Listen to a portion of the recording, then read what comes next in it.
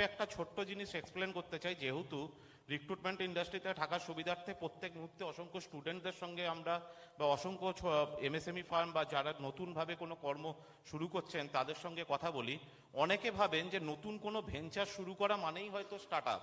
তো এত বড় প্ল্যাটফর্মের মাধ্যম দিয়ে আমি একটা জিনিসই আপনাদের সঙ্গে শেয়ার করতে চাই, যারা আজকে আমাদের এই প্রোগ্রামকে লাইভ দেখছেন, যে সমস্ত স্টার্ট আপই কিন্তু শুরু হয় একটা নতুন ভেঞ্চার হিসেবে, বা সমস্ত ভেঞ্চার কিন্তু স্টার্ট আপ নয়।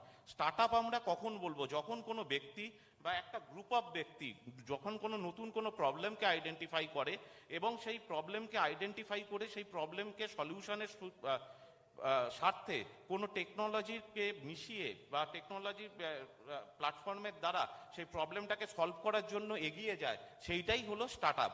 এবং সেই স্টার্ট আপ যত এগোতে থাকে তত তারা বিভিন্ন অ্যাঞ্জেল ইনভেস্টারকে তখন তারা অ্যাপ্রোচ করে। তবে আমি অনুরোধ করব, আমার যেটা মনে হয় স্টার্ট আপের আরও বৃদ্ধি পাওয়ার জন্য আরও বেশি পরিমাণে ক্রাউড ফান্ডিং প্ল্যাটফর্ম, কারণ সকলেই তো প্রথম অ্যাঞ্জেল ইনভেস্টারের থেকে অ্যাঞ্জেল ইনভেস্টমেন্ট পায় না, অনেকগুলো দরজাকে নক করার পরে তবে গিয়ে হয়তো সাফল্য আসে 50, 60, 70, 80, 100 বা তারও বেশি। তবে আমার মনে হয় যদি আরো বেশি পরিমাণে ক্রাউড ফান্ডিং প্ল্যাটফর্ম আসে তাহলে স্টার্টআপরা আরো দ্রুতভাবে এগিয়ে যেতে পারে।